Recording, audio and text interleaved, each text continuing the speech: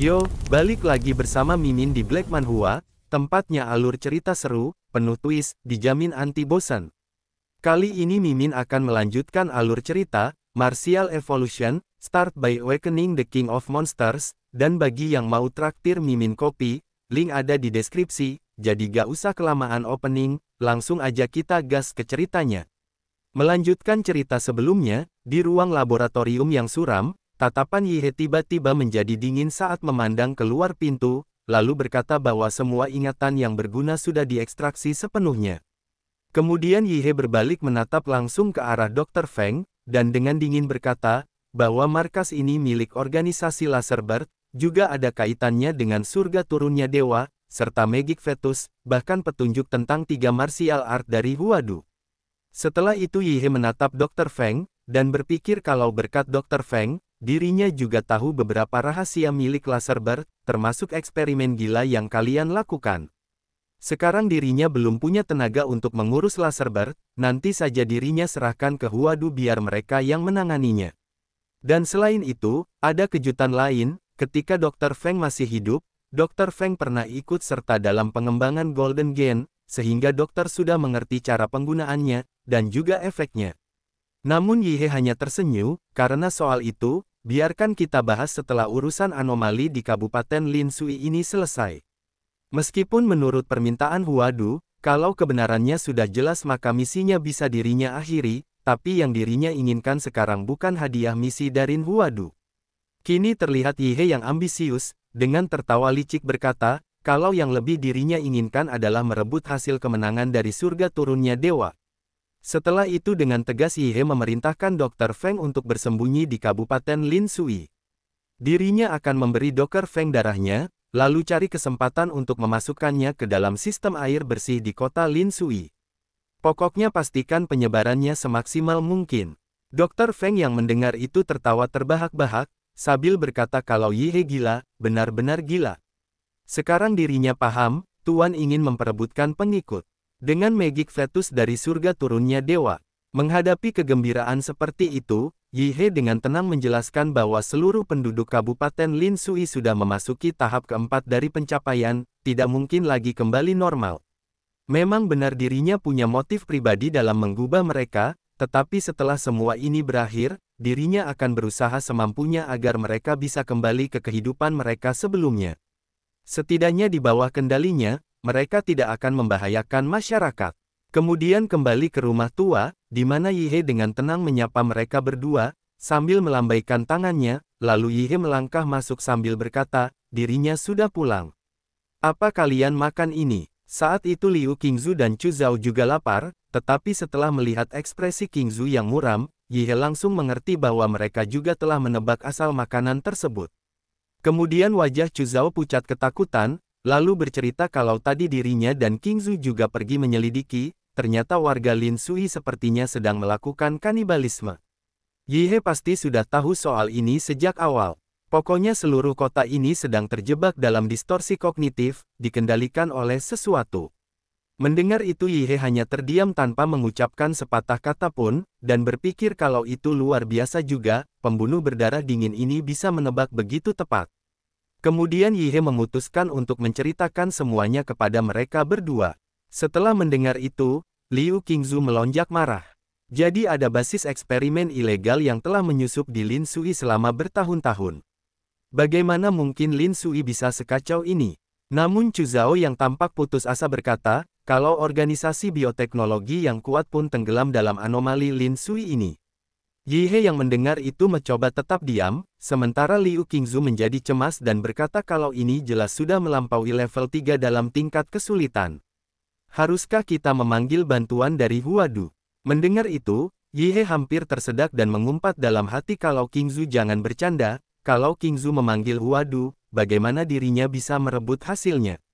Kemudian dengan percaya diri penuh tekad, Yihe berkata, kalau kalian berdua tenang saja, misi ini sulitnya hanya karena anomali yang aneh, tapi tidak membahayakan kita, jangan takut sendiri. Kalau setiap ada bahaya berpikir untuk minta bantuan, apalagi yang bisa dilakukan kita. Untuk sekarang, kita jangan bergerak dulu, tunggu sampai malam. Sampai saat ini di Lin Sui kita sudah alami makan daging mentah, dan memuja patung tanah. Tinggal satu anomali lagi yang belum kita alami, yaitu tidur sambil berjalan massal. Setelah itu ekspresi Yihe berubah serius, lalu berkata kalau mungkin kota yang sudah parah terdistorsi ini, akan memperlihatkan wujud aslinya di malam hari. Kemudian berpindah ke kota terlarang, markas besar Laserberg. Terlihat mereka yang berada di ruang rapat Dewan Direksi, dan mereka sedang mengadakan rapat darurat untuk membahas penghancuran kota Lin Sui dan pangkalan laut Jinsan. Karena setengah jam yang lalu, markas menerima laporan bahwa program penghancuran diri di basis kuil Jinsan telah diaktifkan, tetapi dalam hitungan detik malah berhenti. Pasti ada masalah, untuk saat ini tidak ada kontak dengan basis kuil Jinsan.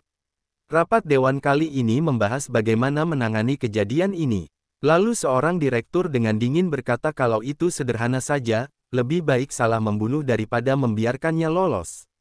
Aktifkan bom jantung yang ditanamkan pada semua peneliti, jangan sampai ada saksi yang hidup, lalu kirimkan tim khusus untuk segera pergi ke Lin Sui menyelidiki detailnya.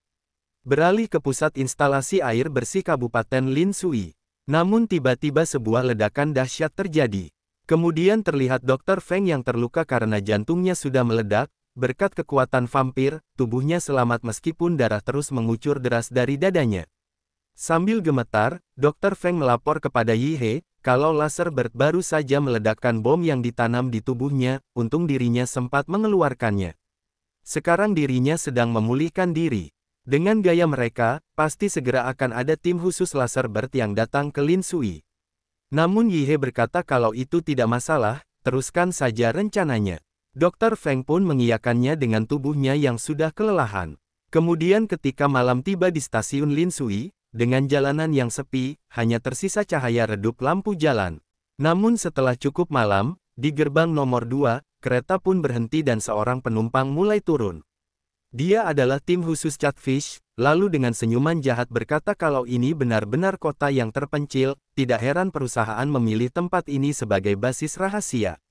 Setelah itu, seorang perempuan yang sedang mendorong kopernya berkata, kalau perusahaan sudah menyelidikinya, Xia Longke tidak mungkin ikut campur dalam basis kuil Jinsan. Kemudian seseorang dengan tubuh yang sempurna, sedang menggendong bayi. Dia adalah White Sheep, setelah itu berkata, jadi siapa yang melakukannya? Musuh perusahaan terlalu banyak. Kemudian seorang gadis berambut pendek Bluebird, dan seorang pemuda berwajah cemberut Golden Snake.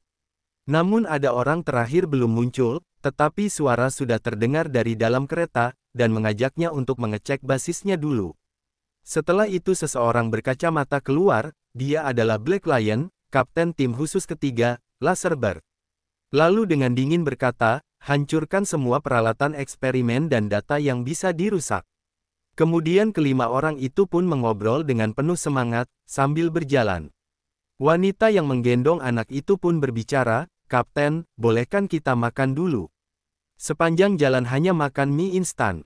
Dan lebih baik cari tempat dulu buat bayinya minum susu.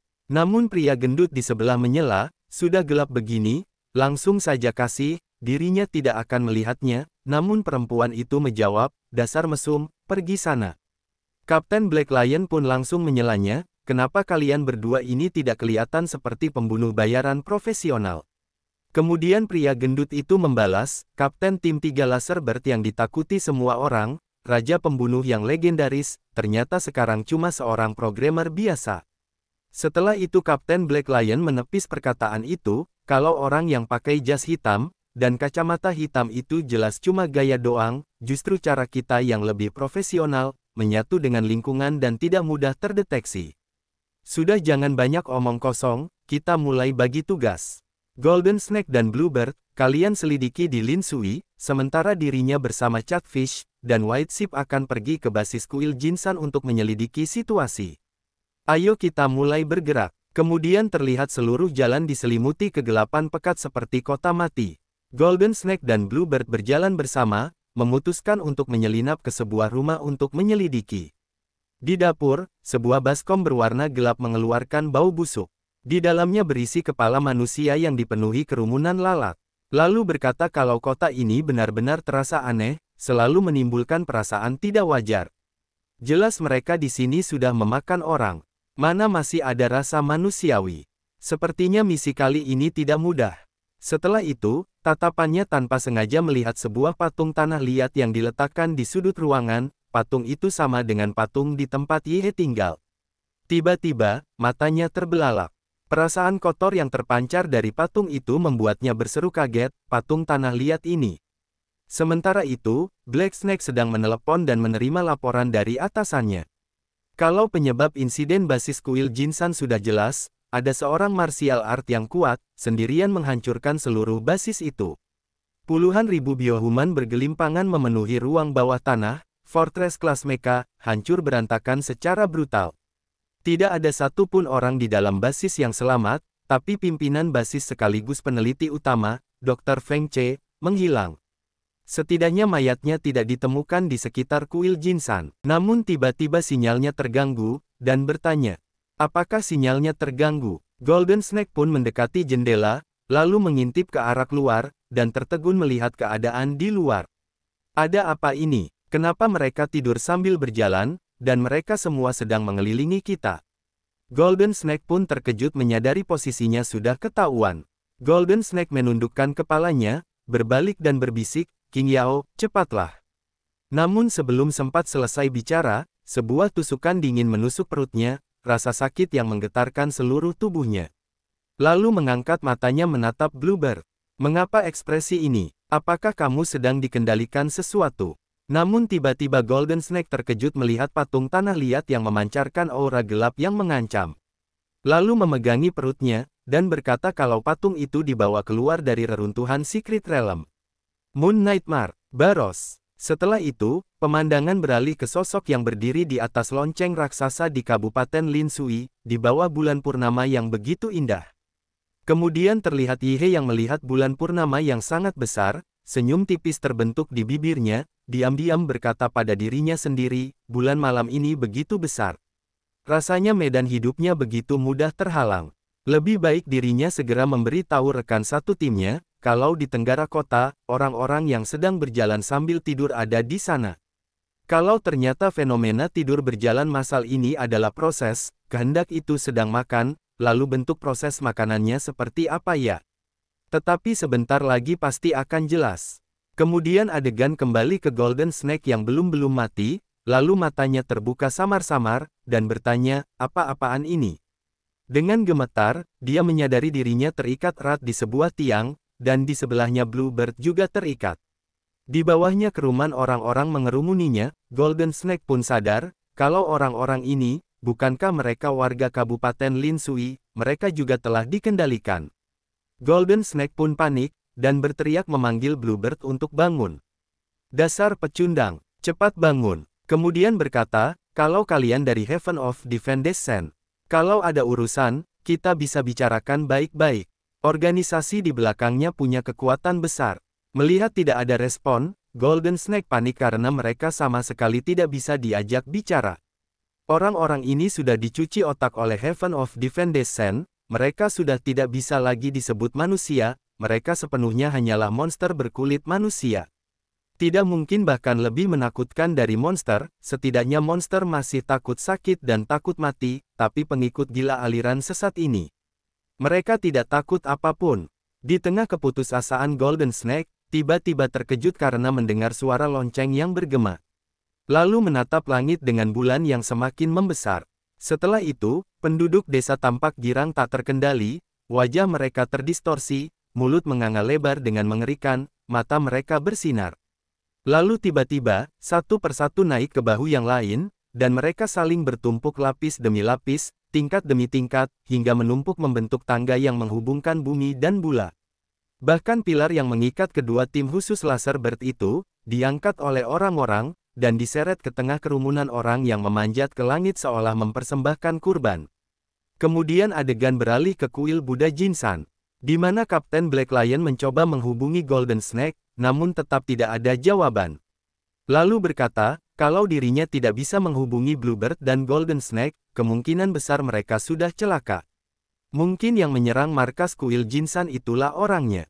Mereka pun berbalik, sambil berjalan keluar berkata, kalau bagaimanapun, di dalam kota kemungkinan besar sedang terjadi perubahan besar.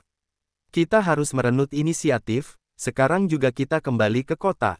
Ketika mereka baru saja keluar dari halaman kuil, mereka langsung membeku menyaksikan pemandangan yang belum pernah mereka saksikan sebelumnya. Sebuah bulan purnama raksasa yang terpampang di depannya.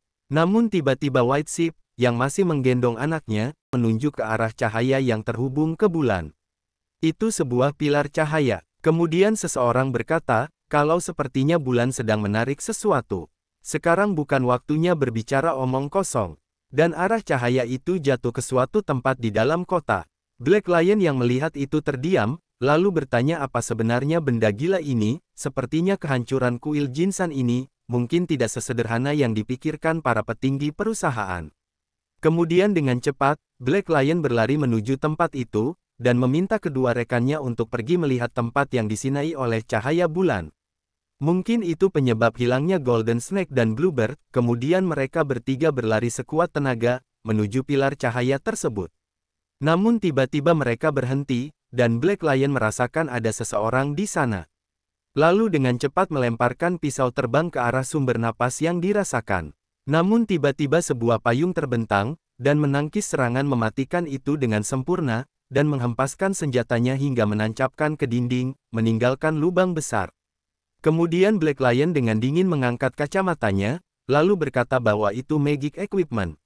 Sepertinya bukan orang biasa. Dari kegelapan, sebuah tangan memutar gagang payung dengan lembut. Kemudian muncul sosok anggun yang berjalan santai.